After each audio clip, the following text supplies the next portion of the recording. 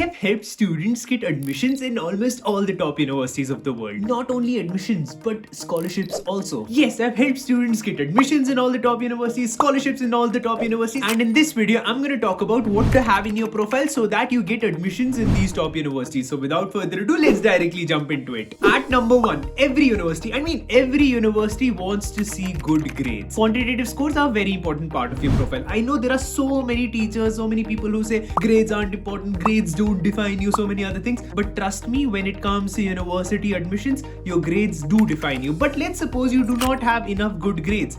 In that case, what you can do is supplement your grades with an additional examination. You can give a GMAT, you can give a GRE, you can have a good score on GMAT and GRE, and then you can say, yes, I am quantitatively a strong candidate. I've already made a video on how you can get into good universities with low grades, and I'll leave the link of that at the end of this video. Now, academic grades, all of us knew. Let's talk about the second most important point, that is career progression. Universities want to see a career progression. Many people think that work experience is important. Trust me, work experience is not as important as career progression. What do we mean by career progression? Where did you start? And now where are you? So what they basically want to see is your trajectory. Is it going up, or is it stable? Is it flat, or is it going down? That is a worrisome case if it is going down. So think about it. If you were an intern, then you became a junior analyst, then you became a senior analyst, then you became a junior associate, senior associate. So that it seems like your career path is going up. Now, university can think, now if I come into picture, I will expedite this and make your career progression like this. So the speed at which your career was growing, university will speed it up even further. As a result, career progression is important. So make sure when you're making your application, when you're making your resume, you show career progression. You show that you started from somewhere,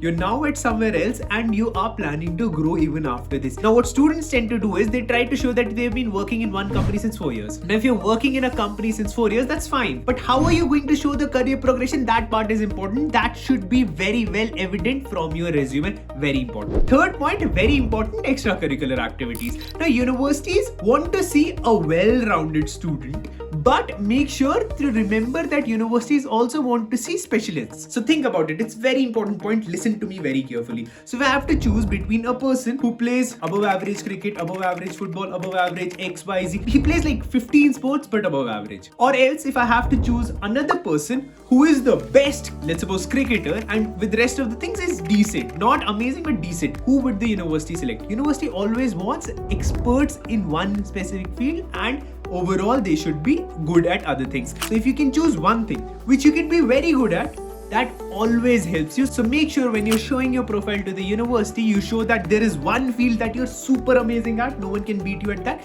and overall also you're a good candidate. Fourth, very important, is that show that you're passionate about something. So let's suppose I'm interested in finance. Murad Beg is interested in finance. How can I show to the university that I'm interested in finance? Not only through my books, not only showing that, oh, in my masters I got this grades in finance. No. That's not the only way that I can show that. I can show it by other things. I can show that I started a startup. I was a part of startup FinLadder where I was teaching finance. Other than that, I can also show that I was working with Stanford professors where I was making a financial product for US citizens. Now this university absolutely loves. I have on-ground exposure of finance. Beyond my work and beyond my books, exposure of finance. Not only that, the next best thing that I can do is research papers. Oh my god, you wouldn't believe the importance of research papers. And for that, I ended up writing a research paper on financial viability of Jammu and Kashmir, the economic aspect of Jammu and Kashmir. And at the same time, I started with another research paper where I was using PE ratios and determining what is the importance of PE ratios on final price action. And I started with another research paper where I used PE ratios,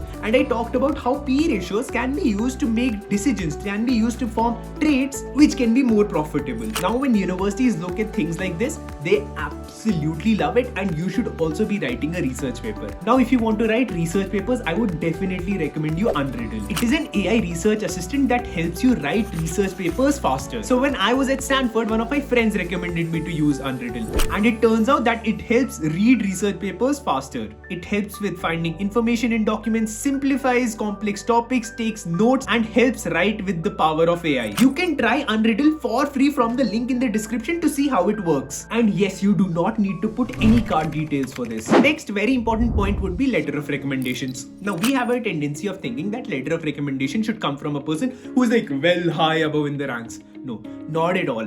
Letter of recommendation should be coming from a person who knows you very well. That's all that is important. Someone who knows you very well, someone who can write stories about you. Always remember that when you're sending your applications to study abroad, you're sending to a lot of universities. You're sending your application to at least 5 or 6 universities. Now you cannot expect someone you don't know well enough. You cannot expect the dean of your university or CEO of your company to write a letter of recommendation because they don't know you. Ideally, your superior, someone who is your immediate superior, or your professor, someone who has taught you a lot, can write a letter of recommendation from you. And always remember, take a letter of recommendation from someone who you can be besharam in front of. You can ask letter of recommendation multiple number of times, because many a times what students do is they take letter of recommendation from the dean, but they cannot reach out to the dean 5 or 6 times. He'll just start thinking, what kind of a crazy dude is he? But when you're sending your applications to different universities, you need to reach out to that person 5 or 6 times. So always remember, letter of recommendation comes from someone who knows you very well and can write stories about you. I've already made a video about letter of recommendations also. That also is at the end of this video. Next point would that be of diversity and inclusivity. Always remember, when I am a university adcom, I want to make sure that there are 50-50 men and women.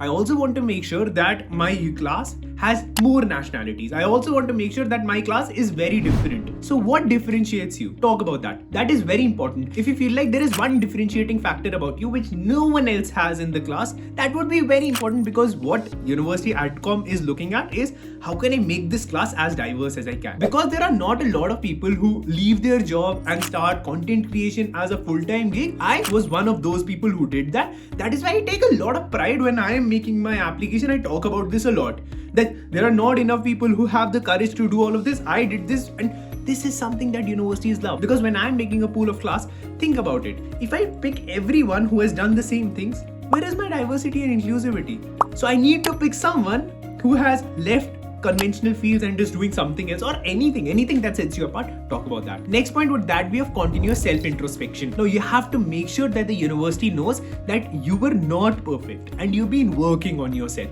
That is very important. Students tend to show in their applications that they're perfect. I mean, there is no one more perfect than them. And that's the biggest red flag universities have told me. I've talked to so many adcoms. They just tell me that this is the biggest red flag. Like, the biggest red flag is you tell the university that I'm best at this, I'm best at this. No, be human. Tell them that you're not good at something and you're improving yourself. That is self-introspection. You should be very well aware of yourself. Very important. And finally, the last but the most important point is essays. Your university essays count for 35% of your application in USA. 35%. So that all I've explained in this video. So I made a video talking about essays. This is for letter of recommendations, and this is for if you don't have good grades. I'm making videos about all these things and you're still not subscribing. Still not subscribing. That's so bad. So wrong on your part.